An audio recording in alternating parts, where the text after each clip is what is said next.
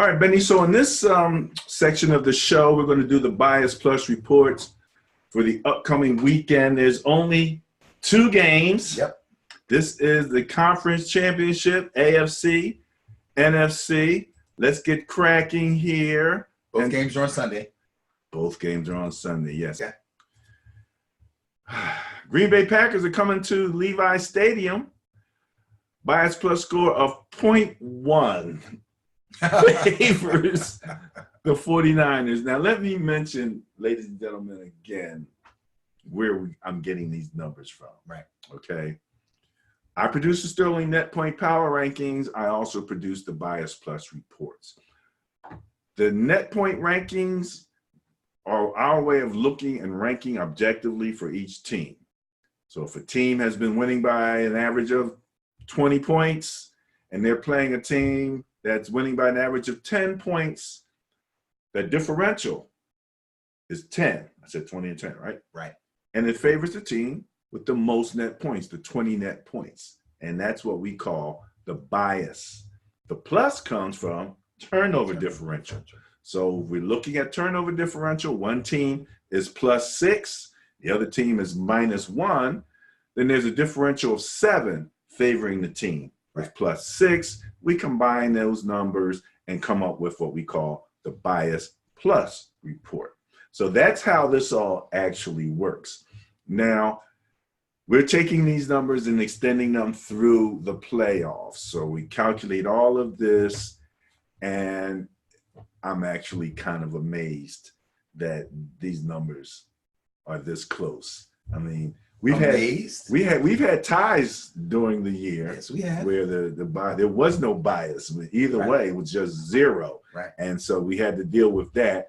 Now it's pretty close to 0. Yeah, that's about as close as you can get, 0.1. Well, sir, so they're going into Levi Stadium, also known as the New Candlestick. Oh, it's also known as that? Fans, I heard that. Let me take a look at you. Oh, yeah. If you're looking in the background, what you're seeing is video recording. I'm a Madden guy. He's the fantasy guy. I'm playing the franchise version of the game, the exact same schedule that my Niners played. I made it into the conference championship. However, my opponent was Dallas. The real opponent is Green Bay. So that's what you're seeing in the background. You're seeing the video recording of the game that I played. Right. So, and yeah, you might not be able to see it as it's behind us, but I did take a quick look while it was still moving. And I looked in the end zone, and it said 49ers. Oh, it said that? Yeah, it's 49ers in the end zone. They're the home team, right? Uh-huh. Okay. But I understand that they are going to paint the end zones red, which hasn't been done since the glory days. Really? Yes. Niner fans are losing their minds in San Francisco. They're so happy. Whoa. They're going to paint the entire end zone red and then put in the gold print over top of the red. And they haven't done that in a long time. So it's bringing back, memories from the 49ers heyday, and the fans are extremely happy about that. So it's going to be a raucous crowd, as they would say. I'm not going to waste a lot of time. I'm taking the Niners in this one. I don't see any way that Green Bay can beat them. I do see a way where Green Bay can make the game interesting. Aaron Jones is a handful to stop on the ground, and Aaron Rodgers is really feeling good about himself right now, and Devontae's real close to not being able to be stopped. So it's not like they don't have the weapons. I think the problem is going to be the Green Bay defense. I don't think they're going to be able to handle the type of running game and the type of balanced attack that the Niners are going to be able to bring at them. With the three-headed monster running the ball and Garoppolo basically being a game manager, and then getting the ball to real tough run after catch guys like Kittle and Deebo Samuel, I think it's going to be a little bit much for the Green Bay defense. So I'm going to go with the bias, small as it is, and I'm going to go with the San Francisco 49ers to win the game and go to the Super Bowl. Now, the interesting thing about the number 0.1 Yes. and arriving at it is that the bias, the net point bias between the two teams favored San Francisco at 0.7. So almost a full point. Almost a full point. Almost a full point. Okay, but it got down to 0.1 because Green Bay had the turnover, differential bias at 0.6. Also very small, but way better than the Niners, who in turnover differential were in last place. Green Bay was in first place of the four remaining teams. So the fear, and what one commentator said, which was kind of true, Garoppolo was going to give you 2 or 3 opportunities. That's what they said? To catch, for an interception. Now, if you don't catch them, that's on you. Yeah. They're going to catch them. That's going to be the challenge. Right. Who controls the turnovers? Right. Now, you're absolutely right. And I told you what I did in this game. I ran the ball constantly. And I expect them to do the same thing. I put in all types of additional running plays that I hadn't normally run, Right. jet sweeps and things of that nature, Right. dives, double tight end formations, and all of that kind of stuff, because when you got that one really good receiver, sometimes they're a problem. The Cowboys have a really good receiver. I mean, the Packers have a really good receiver and a really good running back. Right. So, that right there, their defensive, what's the guy in the middle? The nose tackle. They got a really good nose tackle. Yeah, and they got 2 guys on the outside, both with the same last name. I think it's Scott. So they're not related. How much pressure that they can get versus how much pressure the Niners can get on Aaron. Right. That's going to be, that's going to be a big part of it. Third down conversions. I prioritize them in the game that I played. If we can continue, and again, George Kittle is to Garoppolo as Gronk was to Brady, except for the fact that he's being used a lot more in the blocking, part of running team. They're a running team, yeah. So your tight ends have to block. And he's a good blocker. But I hope they were keeping an eye out on what Kansas City is doing with Kelsey, because it Also creates a problem. Blocker. But once you they get him out more. They get him out more, and that's what I think to some degree you might have to do. If you might need to loosen up that defense a little bit. But if they need to, they can. They've already done it. So I wouldn't worry about that. I'm not worried about that. I think if they feel like they need to go downfield, but not necessarily throw bombs, they still need a controlled passing game. Kittle's their number 1 guy. Him and Debo that's their guys. Emmanuel Sanders is your big play dude, But Debo, because he can run after the catch, he'll catch a slant and he'll take it an additional 10 or 15 yards. He'll stiff arm somebody, he'll shake somebody off. And Kittle, rumbling, bumbling, stumbling. So, or he'll go up the seam and you get a linebacker on and he'll bust you for a big one. So they know they have that. They've shown that they're willing to use that, but they want to bash your head in with the running game. That's what they really want to do. Which I love. And if they're successful, it's quite okay with me. And I think Green Bay knows that in order for them to stay in the game, they're going to have to run Aaron Jones effectively and mix in the pass with Rodgers. And that's going to be the test for them, is if they can get an efficient balance using their running game, then this might be a slow, I don't want to say a slow game. This may be a bit of a methodical game, but could turn into a high-scoring game. You know what I mean? Like, they drive down, they score. They come back, long drive, they score. They come back, long drive, kick a field goal. They come back, long drive, score. The turnovers will be the difference. There you go. That's it. I'm So done. you're back. The turnover. No, we just went all full circle. The team that gets that pick or gets that fumble or gets that strip sack is the one that's going to have the advantage. If you go back to, and I'm talking to the people out there in viewer land, the beginning of this particular show where we go over the rankings. Yeah. The interesting thing is that in terms of scoring, of the 4 remaining teams, the Niners are number 1, averaging 29.8 points per game. And of the 4 remaining teams, Green Bay is 4th at 404 points, or 23.8 points per game. So that's almost a touchdown. It's like 6 points right there. Right. But then when you go over to the defense, in terms of points allowed, Green Bay is number 1 at 399, and the Niners are 4th. It completely flips at 499. So we go from so first 399 to 499. Right. So what that tells me is, again, I'm going to bring turnovers into this.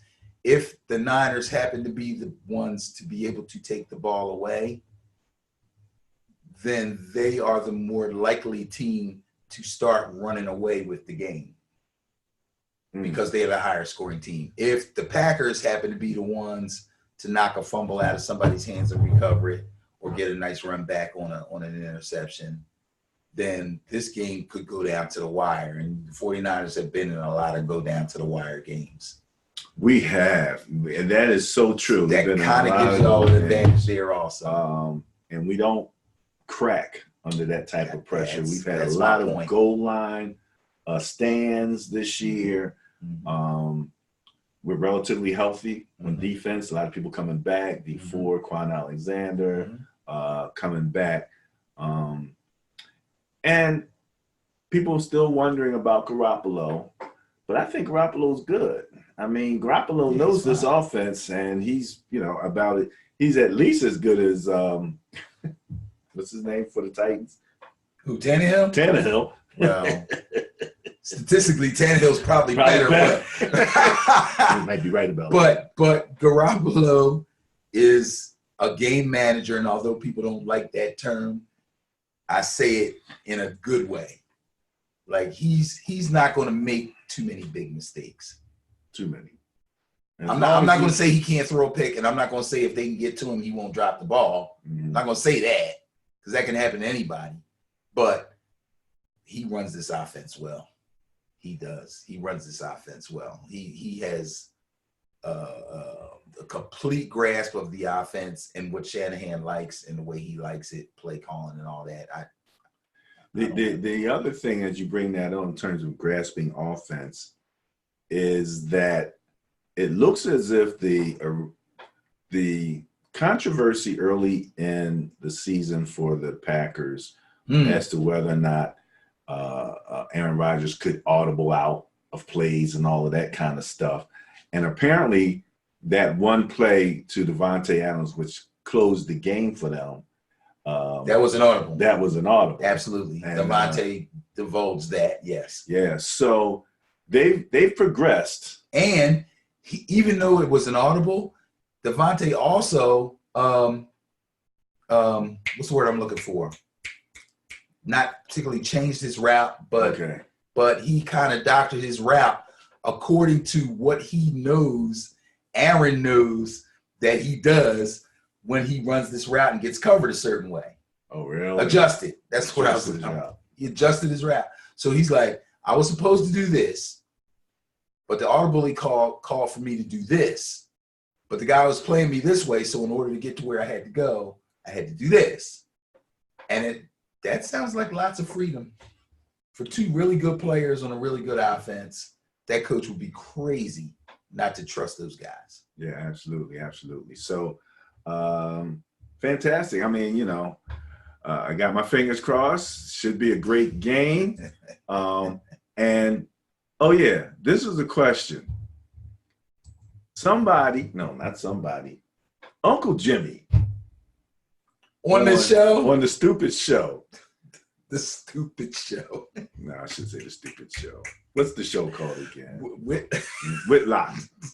Whitlock and Wiley. Wow, yeah, Whitlock and Wiley. Speak right. for yourself. Speak for yourself. Exactly. Shout out to Speak for Yourself. We do watch. I watch. Uncle Jimmy is funny. Uncle What did he Jimmy say? is What did he funny. say? But he pointed out he was off on this thing about the what's the underground people, the Illuminati. Illuminati. And he's saying the Illuminati is Allstate because they got both Aaron and Mahomes. And for the 100th year, that would be a replay of Super Bowl I. An Allstate commercial? No, With the Kansas City, Green Bay. Green Bay. The fix is in. Forget everything we said. Forget everything we said. The fix is in. Ay, ay, ay. Oh, why did you tell me that? Dang. Man, look, let me tell you. But remember my philosophy I ain't buying it. that I learned through Madden. And ladies and gentlemen, boys and girls, a sterling philosophy for you. You got to be good enough. Look at that man running down the field there. You got to be good enough to beat the cheat. Yeah. You got to be good enough to beat the cheat. You got to beat the cheat because the cheat definitely exists. That's the Patriots. So, long story short, I just found that to be almost scary in terms of, just, man, It's funny. I haven't seen that on Facebook yet. I should just throw that out there and cause a riot. People on Facebook love that kind of stuff. Oh, man. Dude, somebody put on there Derrick Henry or Mark Ingram, who's the better Alabama running back. You should have seen some of the ants. I'm like, what? And you can have your opinion. If you like Ingram better, so be it. But when you start stating what you consider facts about why you're picking the guy you're picking, don't lie. Don't make stuff up. Don't guess. If you ain't sure, just say, I like him. And Right. just leave it like that. Because that's the prey I'm looking for. Come on, man. Somebody want to talk about, I'm going to take Ingram because, no, I'm taking Henry because he's been a number one back his whole career. And Ingram's has never been a number one back until now. And even now, he's got Jackson ahead of him. I'm like, au contraire, my friend. Au contraire, right? Derrick Henry played behind DeMarco Murray for 2 years. Sure did. You forget about that. Mr. Real Football Fan. I love these guys. Come on. If you were a real football fan, you would know that. I'm like, oh, that's not. Calling all real football fans. But, anyway. All right. So next up, we have the other game on Sunday, the late game. And voila, the exact same bias plus score. Oh, 0.1 again. Favoring Chiefs. And this one was a dead heat bias-wise. So we only got that 0.1 from a 0.1 bias in Tennessee's favor in turnovers. Am I reading that correctly? Pretty much. Pretty much. So this game, they're calling this game even, Kansas City Chiefs fans. Oh, the horror. Because I know y'all riding high right now. Y'all riding real high right now. They're saying that the Tennessee Titans are coming in to your town, even Steven with y'all. It's anybody's ball game. That's I don't know. Go ahead. No, go ahead. You want me to say? Yeah. Okay, because all I was going to do is just bring the curtain down. I was foolish not to take Tennessee last week. Truly foolish. But I'm going to take them this week. And if in fact I am the jinx that some people think I am, I don't know. But I'm going to take Kansas City Chiefs. What do we always say? The team that makes it to the Super Bowl, and usually the team that wins the Super Bowl, has a combination of two things. A really good running game and really good defense, or a great running game and a good defense, or a great defense and a good running game. There has to be some combination of those. The Tennessee Titans have that. They have that. The other three defenses, oh, I'm sorry. The 49ers also have that. Those are my two picks to go to the Super Bowl. Based on that, which has been good for us, Super Bowl after Super Bowl, year after year after year since we've been playing and following football. Defense and run game. And that's what I see. That's what's been proven by the numbers. So those are the two teams I'm going with. So, yes, the Tennessee Titans will grind it out. They won't do them like they did Baltimore. They're going to grind it out, keep the score relatively low. And what they did to Baltimore pretty much, though. No, but they pounded Baltimore. Well, that's they grinding beat it the out. crap. Well, and they hit them once or twice deep. Yeah, that's just enough. Just enough. I mean, score-wise, they pounded them. I know they're going to pound them on the ground. They're going to grind it out, and they're going to slow the game down, and they're going to do all that. But I don't think they're going to beat them big. I think it's going to be more like 28-24, 32-26, or something like that. Well, so that's, they're going to have the Kansas City averaged 29.5 points per game. Tennessee averages 25. So they're very close in points scored. Right. Now we're looking points against. And points against, Tennessee gave up 427. Kansas City gave up 482. Okay. So defensively, they can lean on them. And let's face it, if I have a Volkswagen and you have a Ferrari and we're going to race, and somehow I can make your Ferrari stay in the garage so you can't even get it out the garage, I'll probably win the race. They're going to try to keep that Ferrari that the Kansas City Chiefs have right on the sideline as Derrick Henry bangs that thing and challenges the manhood of your defense. Yep. And I mean, it's going to happen with us. If they get through Kansas City and we get through Green Bay, then the Niners are going to have to deal with the that. Same thing. But the Niners, I don't know if our line is bigger than everybody, but they're all first-round draft picks, and that's going to be a slobber knocker of a game. Let's not get ahead of ourselves. However, Kansas City is favored by that 0.1. Right. You're going against the bias. I'm going against the bias. That 0.1 means nothing to me. And you're going with the Titans. I'm going with the Titans with the run game and the defense, yes. The run game and the defense. Wow. Okay. All right. Boys and girls, you heard it here first. The Bias Plus favors the Kansas City Chiefs. Mr. Benny over here is going with the Titans. And it's realistic. I mean, this bias is so close that you have to give it credence. Sure. That it could happen, man. Absolutely. And again, Kansas City, what they did to Houston is a team, the only team that had a minus in the net points going into the playoffs. Right. They were a team who pulled things out of their hat all year. But they were not up to the task of dealing with that scoring machine. No. And so consequently, they went down, and I'm not that surprised. They weren't favored anyway. So, all right, that wraps up the Bias Plus report for the NFL Championship weekend. Next up, simple commentary, quick look at our social media.